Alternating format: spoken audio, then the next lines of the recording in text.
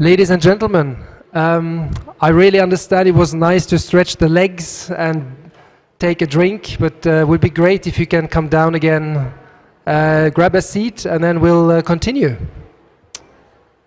Thank you.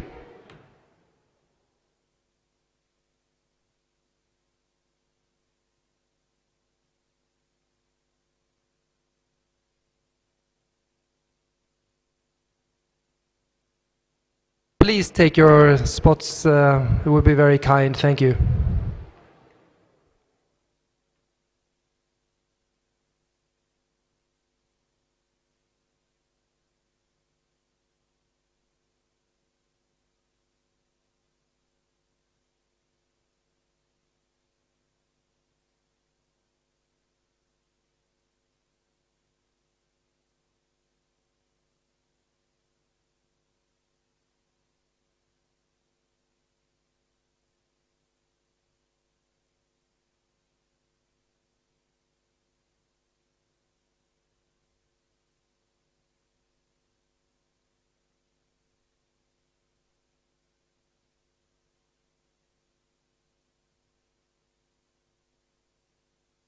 Okay, let's slowly begin, please. Yeah, so the third panel, we'll be talking about tackling the waste and carbon challenge and how we use digital and innovation to achieve that. And we'll obviously have a delightful panel with us. I'll ask the gentleman up on stage a little bit later, and we have a lady joining us from Denmark, and I'll introduce all three now. So Sofie Gade is joining us from Denmark, from the company RISI, where she's managing their pickup operations. We have Mr. Kishor Rajhansa, who is with the Global Carbon Council out of Qatar. And we have Antonios Vouloudis, who is Chief Sustainability Officer at the New York University Abu Dhabi branch. And in this session, we'll start with an example with RISI, and then I'll ask the gentleman to come on stage and talk a little bit about how innovation and digital is fueling their work and their impact. But let's first turn to Denmark. It feels a bit like the Eurovision Song Contest. Anne-Sophie, the floor is yours, and we'll be pleased to have your presentation start after your introduction. Please go ahead. I'll get the pointer for the slides in a second. Well, hello.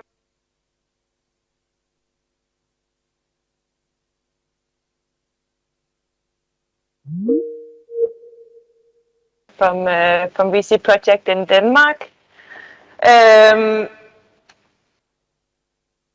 Yeah, like Sven said, I am here today to give a very short presentation to the work that we do at RISI project. And RISI project is a company that is founded in Denmark, but we have most of our operations in Indonesia. And what we do in RISI project is that we are focused on tackling the ocean plastic crisis, and we are utilizing digital tools and digital innovation to do so. What we're doing more specifically at RISI project is that we are cleaning oceans and rivers from plastic waste on behalf of brands and companies worldwide, companies that want to do a documented impact for our environment. And since we've started RISI project, we have managed to collect over 1.4 million kilos of plastic on behalf of the companies that have chosen to partnering with us. So that is, of course, something we're very grateful to be able to do with all the support from the companies around the world. Our ocean and river plastic cleanup takes place in Jakarta in Indonesia, and what we do here is that we engage local communities to collect the plastic waste, primarily, of course, in their own areas of oceans and rivers around them. And hereby we support their income and help create some economical growth in these quite socially vulnerable communities in Jakarta. And RESEA project, we are the second only organization in the world to be certified against DNV certification for plastic collected in water, in our case, oceans and rivers. This is, of course, something we are extremely excited about and very proud of, as this is not an easy thing to do. It's not an easy certification to obtain. And to hold this certification, we need to be able to document our full supply chain, meaning that we need to be able to document that we have the full control of all handlings in our collection process. And to be able to ensure this, we use a digital tracking system. Next slide, please. Thank you. So our tracking system, of course, is digitally based, and it consists of two components. First and foremost, it consists of an app on a smartphone that is used by all our collectors when they're working out in oceans and in rivers. And they use this app to register all parts of their daily plastic collection operations and the whole process that they are doing every day. And all this data that we get from the application that is submitted by all our collectors around Jakarta is stored using blockchain technology. And that means that we can guarantee that the data that we store is immutable, and thereby we are strengthening the traceability that we are providing to the market. And the way that the tracking system works and the tracking process works is, of course, we start here on the figure on the screen. We start at number 1, where the collector sails out into the ocean or into the rivers in the morning to collect plastic. He will, of course, bring the smartphone and he will open up the app, and the application will automatically lock in his GPS coordinates, meaning that we have full visibility and know exactly the location of where the plastic has been collected. And then the collector will go on to register all the following points in the collection process and the handling process, and register this and document this, for example, also using photo documentation. And this goes from, of course, the starting point of the collection of the plastic, then onwards to the sorting into the different plastic types, to the storing of the plastic waste, and lastly, the weighing that he does of how much plastic waste he has collected.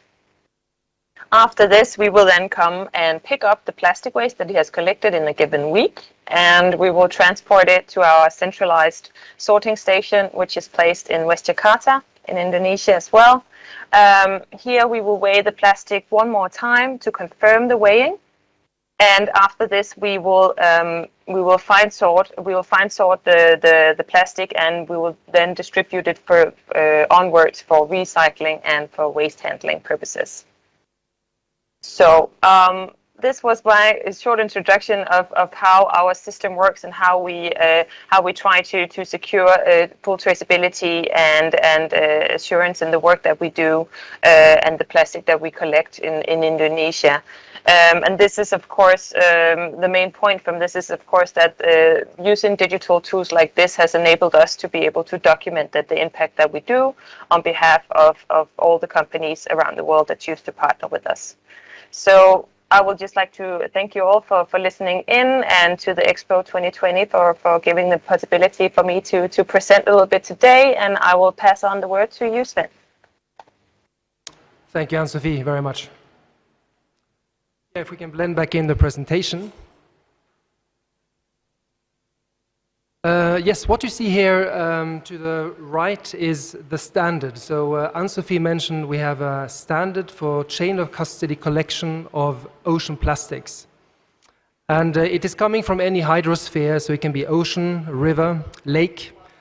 And really it is about the chain of following the material. So obviously from the pickup in a water, then to sorting, collection and recycling. What the standard really does, it's saying you need a management system, a light one, to be able to document what is going on.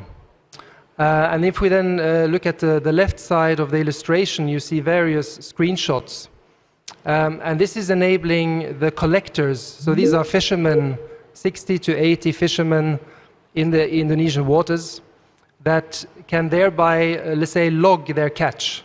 So they have, it is identified who is catching, it is identified where they are catching, what they are catching, the types of plastic, and also a volume control is taking place, which is, by the way, the basis of their remuneration.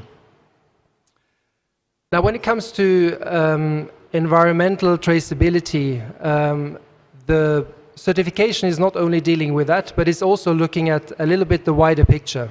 So it's incorporating social elements, such as, you know, fair pay, access to tools, and enabling, let's say, also then a wider view of the certification. So it's not just about the material, it's also about what is the context and the social activities in this sphere.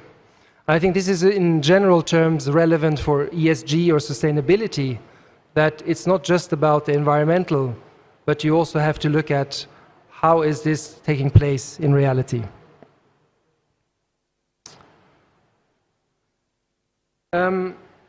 Another thing that's this is enabling, if you look here, is for brands and ultimately us consumers to profit from this type of new product. So you can call it recycling, upcycling. At the end of the day, what is picked up out of the hydrosphere becomes new products. We can wear them. If it is, let's say, a piece of garment with recycled polyester, we can, it is maybe a fashion item or even a sneaker. But the point is, at the very end of the chain, we consumers, us buying goods and services, we have to be able to assess what is it we are buying. And here also we see, I would say, a new ocean of opportunities, really, whereby a new era where us consumers, we can scan labels, we can see a QR code, we can maybe even scan an NFC code and access this type of information. So the whole product journey, where something originates from, who is behind it, what kind of, let's say, good processes have taken place, is much better documented. So this is a point to make. This leads me to sort of the right hand of this illustration, which is what we call documented impact. And there is a whole new, I would say, development in terms of, we call it digital product passports. And you will see in several taxonomy developments that around product legislation, we have now new forms of documented provenance which is required. It can be supply chain due diligence behind it. It needs to be documented what were the working conditions in factories. So what this type of chain of custody and provenance mechanisms enable is ultimately to feed this type of information through the supply chain and into this type of product. The last aspect I'd like to close on for this presentation is also transforming how we are doing audits. You may well imagine that for hundreds of years, literally, when something was being checked by an independent party, we sort of gathered documentation and we go on site one day out of 365 days, and we are, in a sense, checking that a process is working or that the outcome is what it should be. And we can all, I think, realize that this is neither the ultimate efficiency, nor is it the ultimate truth, because what is happening the other 364 days? And what is enabled by, let's say, digital tools, like a traceability system, is to identify, hotspots. So through receiving a digital stream of data, who is collecting what, when, are there outliers, using data analysis to see or identify, inconsistencies, this is guiding our audits in a completely new manner, so that when, let's say, a third-party independent verifier is coming to audit, there is a whole already, I would say, analytics benchmark that was done, so that the audit on the spot for 1 or 2 or how many days can be much more targeted at actually looking at maybe what is not working completely fine. So I think in our world of where is the truth, what is happening, we view it as extremely valuable to have these new forms of intelligence, essentially, that makes our work also easier on the ground. So this was a starter as a case study, and I thank you, Anne-Sophie, also for joining with a RISI example. And now I'd like to invite my 2 fellow panelists on stage, maybe to reflect a bit on this, and also to hear a little bit about their context, how they are working on driving forward sustainability impact, also by the use of technology and digital. Dear Kishor, would you maybe want to start by introducing yourself, what you do for, let's say, a daily living, and also how you deploy technology, or where you see the most potential for this to support you in your work? Thank you. Am I audible?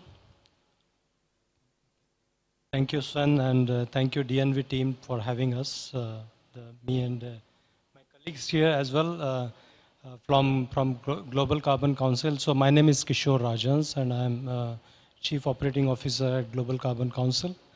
The Global Carbon Council is a GHG program. It's a voluntary carbon market program that we have set up in Qatar. In 2016 it was launched, and 2019 onwards it has become fully operational. We are receiving projects, and we are developing standards. So we are basically a standard setting body. We register the projects, GHG reduction projects. We issue the carbon credits, and so far about around 250 projects have been submitted to us, and we expect to issue millions of credits this year and in coming years. We are CORSIA approved program, we are ICRO approved program, and one of the credible programs in the world. One of the, I would say, first and only in the MENA region, and the first in the entire global south with an international accreditations. So should I start with the topic of the day? Okay. So the topic is about tackling the global carbon and waste crisis through digital innovation. Personally, I feel that I feel great affinity towards this topic. I have the experience of working with the consulting organizations, helping industries, setting up an MRV, energy accounting system. I was working with the UNFCCC, leading the climate mitigation standard of clean development mechanism for 10 years.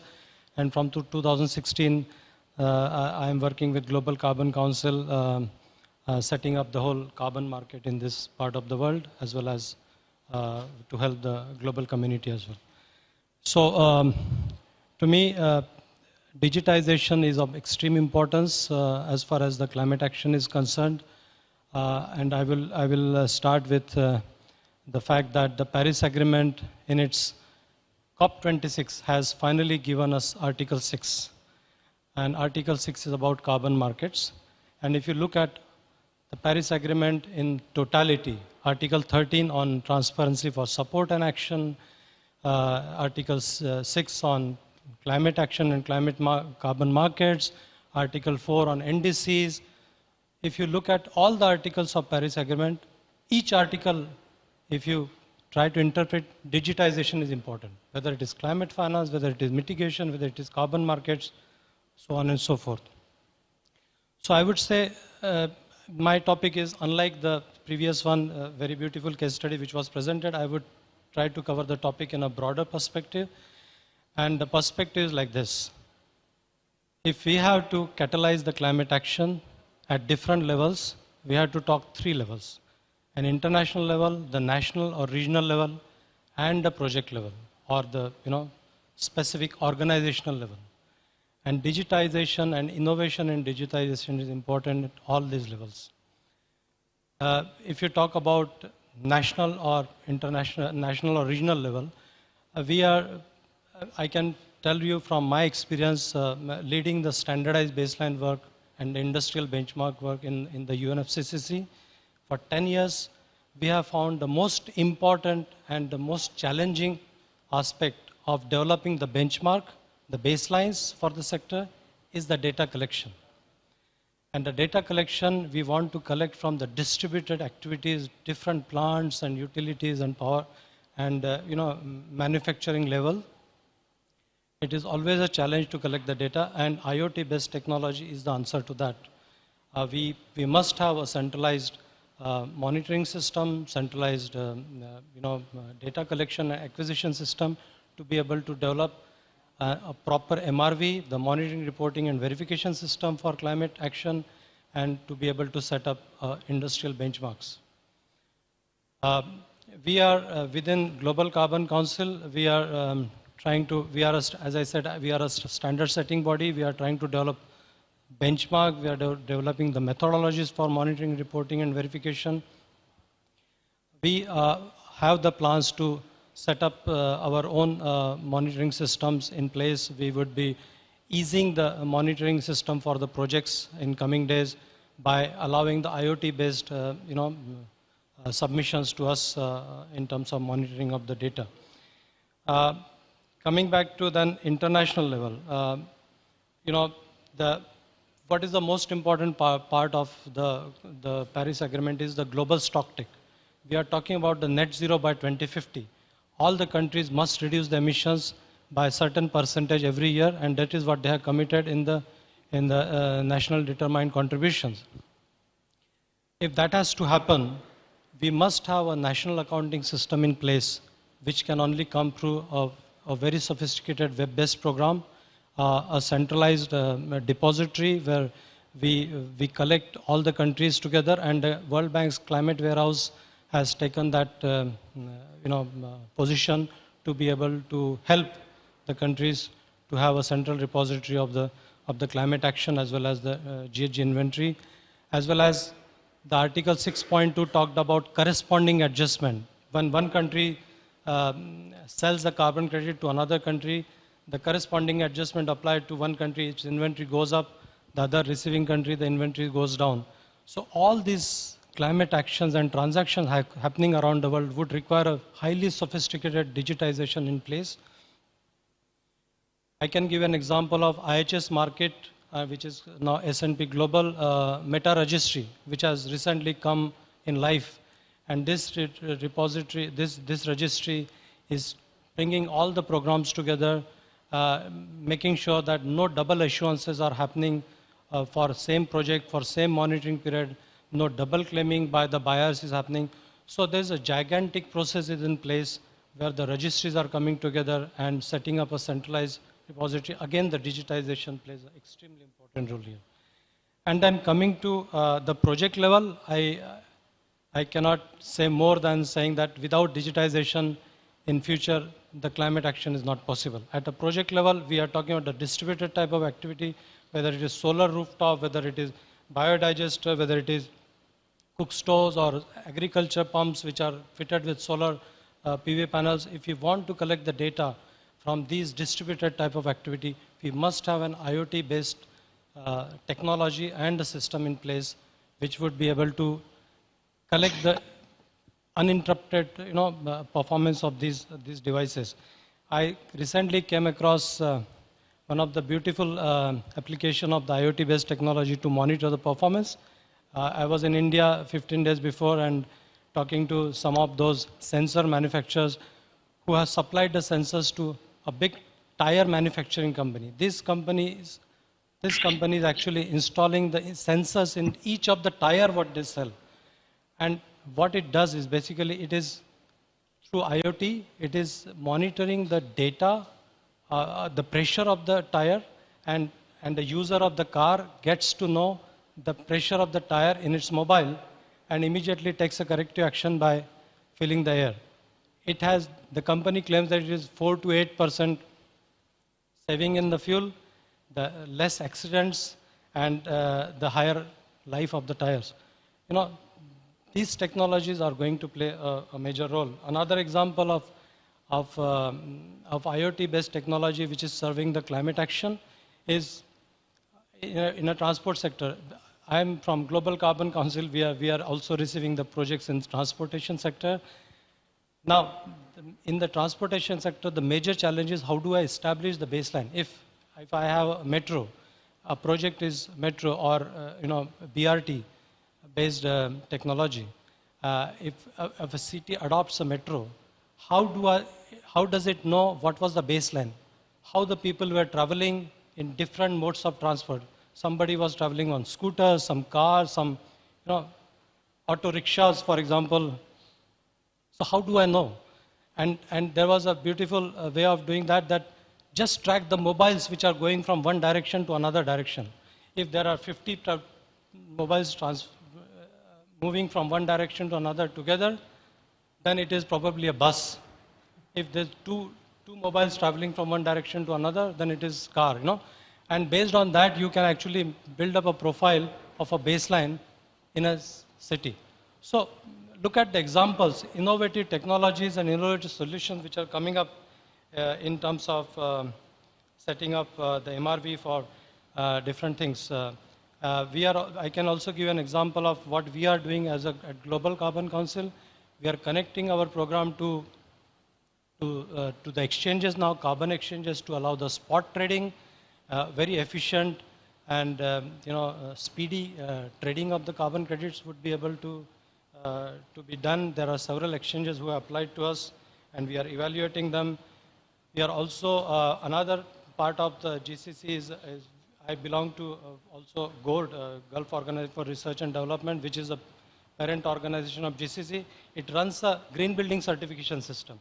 And we have something called energy mapping tool. So if we want to know which area of a city is more carbon intensive in terms of buildings than the other area, then the energy mapping using Google mapping technique would be very helpful. So we are already running that and utilizing in our projects. And there are several examples I would like to share, but I would leave it to my next speaker, and then if any questions are there. Sure. Thank you. Antonios, you are looking at large campus, your operations. So what could you mirror what is happening in your, let's say, environment and the use of technology to promote your carbon reduction? Thank you, Sven. I don't know, can you hear me? Yeah, great. Thank you, Sven. I'm delighted to be here today. It's a great event, and I'm very happy to be part of these discussions today. For us at NYU Abu Dhabi, and being an academic institution, sustainability is really key, and it's really an integral part of our academic strategy for the next 10 years. And in that perspective, applied research plays a very important role. We have a lot of research centers and labs that they are trying to solve, if you will, grand challenges of our time, local but also global problems. I'll give some examples. Our Water Research Center, they are working on improving the efficiency of desalination, which is a key part, and it's a very energy-intensive, if you will, process in Abu Dhabi and in the UAE as well. We have the Amber Lab that is working, for example, into using the byproduct of desalination, the brine, to create eco-bricks, bricks that are actually don't have any embodied carbon emissions, but they are actually capture carbon as well. We have a lot of other research centers like the Marine Biology Lab, the Arabian Center for Climate Change. All of them, they are looking into a lot of challenges that we are facing here regionally. We're very, very proud to say as well that we have a lot of courses as well that they are focused around sustainability, more than 70. And we have a lot of majors and minors as well focused around sustainability. But it goes beyond that. And as a director of sustainability within NYU Abu Dhabi, we're looking into strategies that span every aspect of our university operations. In NYU Abu Dhabi, we're a signatory of a Cool Food Pledge, which is a commitment to reduce our carbon emissions by 25% by 2030 from dining alone. So we're looking at our menus, what we can do to improve and minimize, as I said, emissions coming from, for example, consumption from dairies and meat and so on, and promote more vegan and vegetarian options, but look into beyond that, use innovative ways to minimize food waste through data. And Kishor spoke a lot about data collection, and I agree because data is key to make informed-based decisions. And we are working a lot with our dining team to ensure that we capture data and we understand where the problem lies, where we need to focus, and where we need to intensify our work to, as I said, to tackle the 25% by 2030 reduction from our dining alone. All that work as well, of course, goes into what we're trying to do in the core business from my office, which is to develop our first climate action plan. And we are in a major effort to, again, a huge data collection exercise to understand where the majority of our emissions are coming, and to start looking into our buildings, our operations, and identify those efficiencies in terms of, buildings operations, new technologies, renewable energy as well will play a key role, so that within the next 5 to 10 to 15 years, we can reduce and minimize our impact, which is the key. Of course, I could give a lot of other examples. We're looking at our events. We have hundreds of events every academic year. We have a new green events guide that we're looking into how we can, again, minimize the impact of those events on campus. We're looking into our workplaces, how we can become more efficient within our workplaces, with a new green workplace certification, for example, that we're trying to launch on campus as well. There are so many other examples we have. We're working very closely with our student bodies to ensure that we raise awareness, which is a very, very key part as well.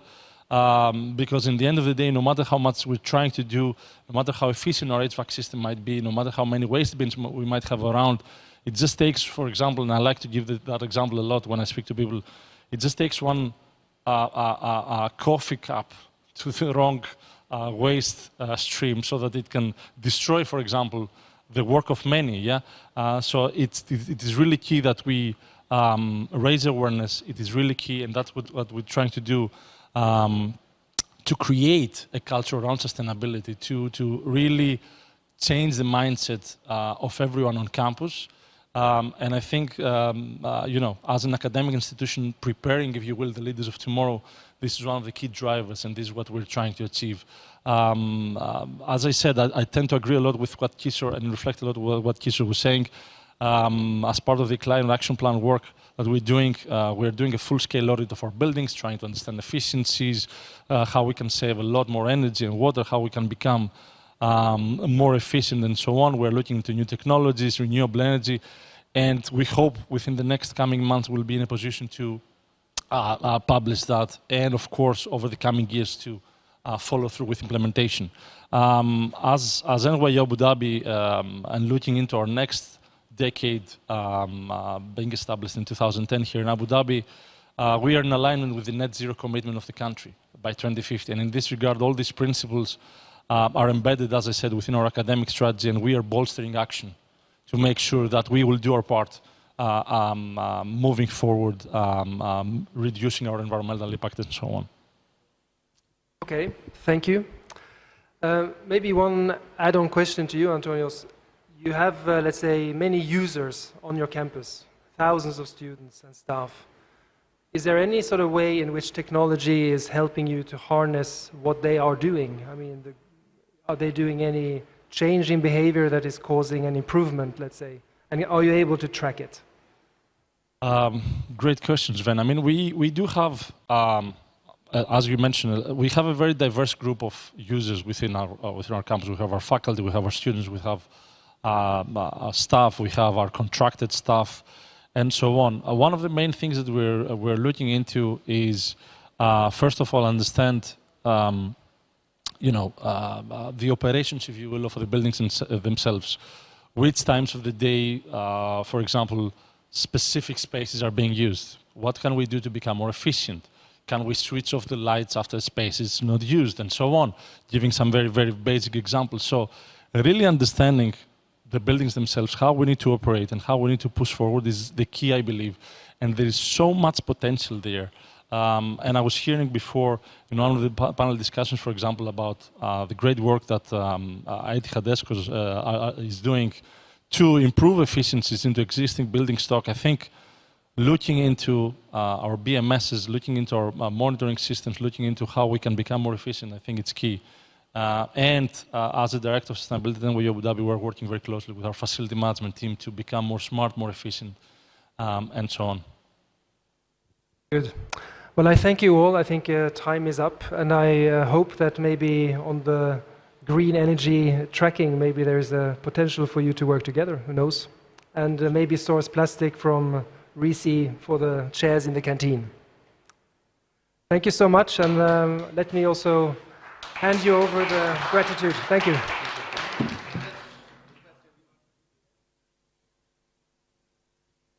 Maybe request Mr. Sven to just hand over. Please, if you can just come in the front. We'll send across to Anne one memento.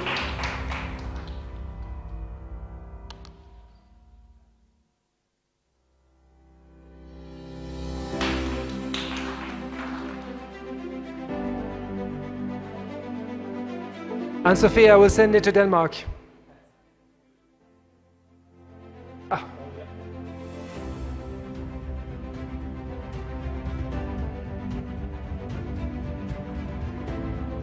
Thank you, Sven, for moderating a very important and insightful session. Where we are now come to our last panel discussion for the day.